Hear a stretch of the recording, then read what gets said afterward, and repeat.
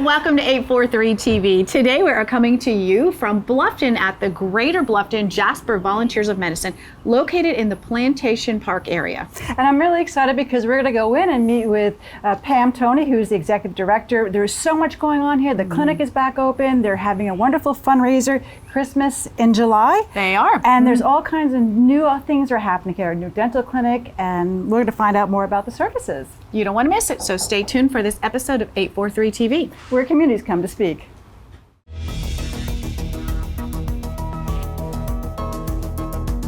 .843 TV, where the Lowcountry comes to speak.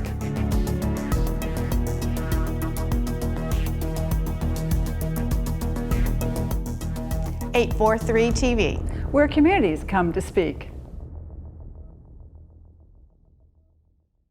Welcome to 843 TV. We are so excited today to be here at the Bluffton Jasper Volunteers in Medicine, and we're going to be talking with Miss Pam Toney, the Executive Director, to share so much of wealth of information about the services you have. So thanks for having us today. Oh, thank you for coming, and welcome to our new redesigned office area here, our conference room. So we've been doing some remodeling here at the clinic, and this is a lovely room that we can have you in today. Well, the entire facility is beautiful. As we walked in, we noticed how fresh and neat and clean it is, and just a wonderful place. So congratulations on your building. Well, thank you. And that's to all the good work of our volunteers. It takes 67 volunteers to operate this clinic each week, and they take good care of it. It's important that our patients realize that this is a place for them, and we want to make sure that it's welcoming and clean for them, just like when you go to your doctor's office.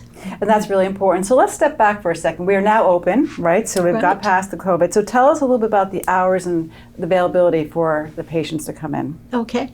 Well, we closed during COVID. We'll sort of go back a little bit. We closed in March and reopened again in June. However, we had a very robust telephone program with our patients, and then we also brought in telemedicine, which became very popular, I think, during COVID. We're still very careful with what we do here. Our patients and our staff have all got to wear masks, but we are open now. We just have one doctor that is still working with telemedicine, but the rest of our physicians are all here. Unfortunately, we had to close our clinic a lot longer in Ridgeland, not because there were services there or an issue, but rather because we were limited with our volunteers during COVID, and now we're slowly opening services in Ridgeland. And we want to talk about that as well. So there's another office available in Ridgeland. And where's that located? It's on Jacob Smart Boulevard. It's on 117 in Ridgeland. And so most recently we received an $85,000 an anonymous donation specifically for our Ridgeland clinic. So we're starting to hire some people out there that we hadn't done before, and then increase our services. That's so wonderful. It's an exciting time. Tell us about the patients that you serve. Are there certain criteria that they have to meet, or give us a rundown on that? In both locations, they have to either live or work in Greater Bluffton or Jasper County, which means they could live in Hampton, but still work in Ridgeland or here in the Bluffton area. So that's one thing. They can't have health insurance at all.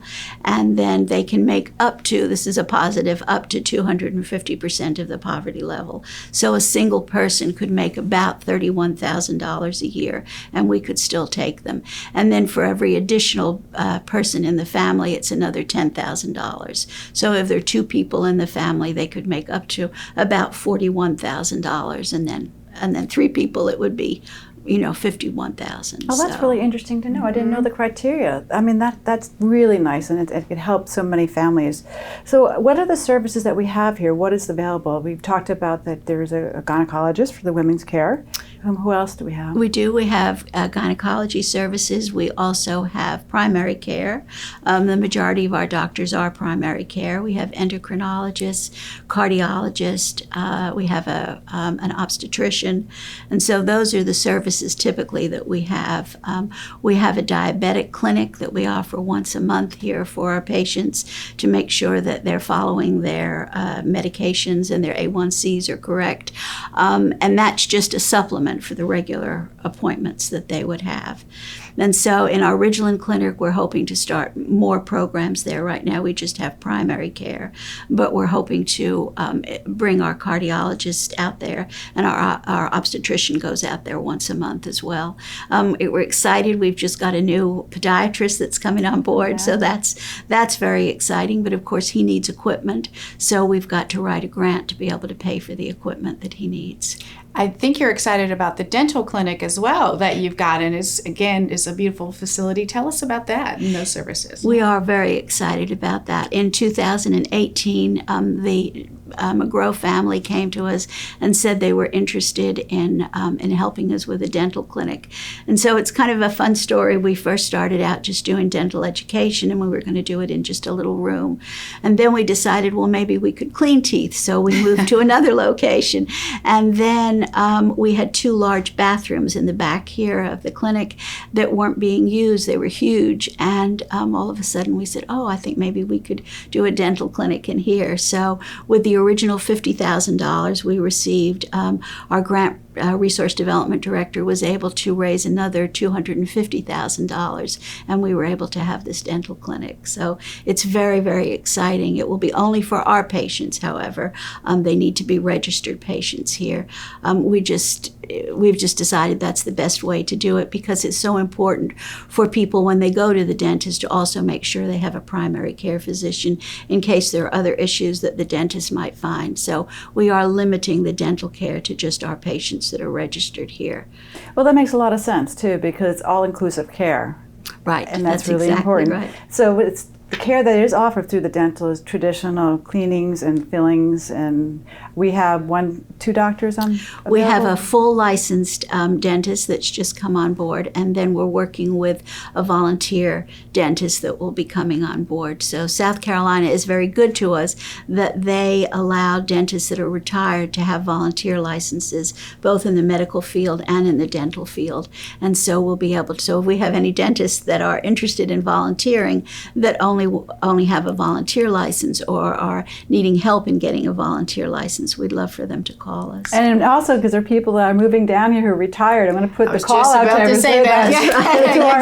viewers. Right. Please, if you have the ability to offer your services here, call you, because that's really, it keeps helping our community healthy and our workforce, and everybody's feeling good. That's right. That's exactly Now, Pam, if right. someone is not in the medical field, you mentioned you need other types of volunteers. So what other positions might someone be able to help you with? Well, we always need people to help us at the front desk, and that's scheduling appointments and greeting patients.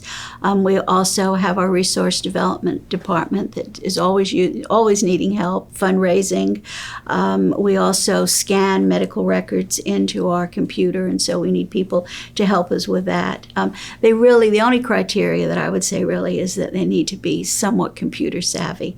We are working very hard to become paperless here at the clinic, and so we really do need to make sure that people understand and could do some basic computer things. So I wanted to ask you, I'm amazed at the amenities and all the services that are available. Are we open 5 days a week now? What is our... We're open 4 days a week. So we're open Monday through Thursday, and then every other Tuesday night and every other Wednesday night. And Fridays are sort of my day to catch up. So 2 things, they can call the clinic and find out the hours, but there's also a website, and they can... That's right. Yes. Do you take schedules on the website? We don't, not yet. We don't. Okay. You need to call in, and that's because we need to make sure that the people are our patients. If they're not a patient, then we have to schedule what we call an intake, where we check to make sure they live in the area or work in the area and their financials. Sure. Well, the gentleman at the front, I heard him taking a call and was so welcome and pleasant and took an appointment. So you don't accept walk-ins for that reason. You've got to be sort of registered and checked in first. That's exactly right. So when we just need to make sure that people don't have health insurance. So because that's our primary goal, to take care of those that don't have health insurance and need care. I'm amazed. I just think it's wonderful to have you guys open again. I was here when we did the grand opening, and it was just so exciting to see that we have this facility in our community. And also there's Ridgeland as well. That's right. So That's exactly right. Is there an opportunity for a third site, do you think? I don't think so. Not yet. We're very fortunate. You know, Volunteers in Medicine America is our umbrella organization, and there are 90 of them throughout the country that was started on Hilton Head a number of years ago. And so there's a wonderful clinic there that sees patients that live or work on Hilton Head or Defusky. And then we're here. And then there are also Volunteers in Medicine on Johns Island, in Columbia, and in Greenville. So there are 7 Volunteers in Medicine throughout South Carolina. And I don't think many realize that there's that many, and it's an umbrella organization, and then there's 90. And how wonderful there's so many, several of those 90 are in our area in the state. So That's right. That just says great things about our community and the willingness for people to serve and to invest in that, because this is taking a lot of investment and resources, as you're saying. It is, and one of the things I don't think people realize is that we're not allowed to take fees for service.